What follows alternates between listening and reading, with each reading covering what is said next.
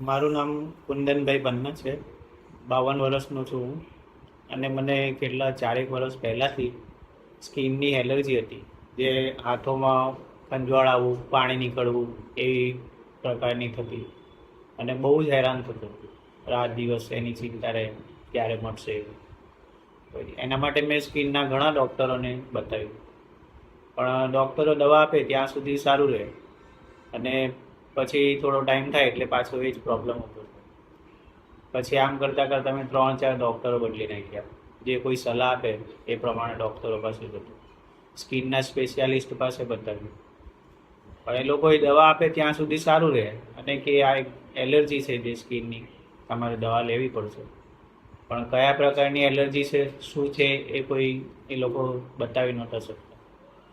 ત્યારબાદ મેં એકવાર પેપરમાં અમારે પેમ્પલેટ આવ્યું હતું, ડૉક્ટર ડુંગરાણી કરીને, અહીંયા અમારે બડા ગણેશ પાસે છે. પછી એમના પેમ્પલેટ જોયું એટલે પછી હું ત્યાં હોમિયોપેથિકની દવા મેં કહ્યું હવે હોમિયોપેથિકમાં કંઈ ઈલાજ કરીશું. એટલે પછી એમને બતાવ્યું, એટલે એમને મને કીધું કે તમે એક રિપોર્ટ કઢાવવો પડશે, જેમાં આપણે એલર્જી માટેનું બધું બતાવશે.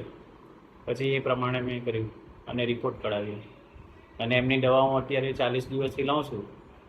મને અત્યારે એકદમ સારામાં સારું છે, કોઈ જાતનું અત્યારે પ્રોબ્લેમ નથી, અને હાથમાં પણ બહુ જ સારું છે.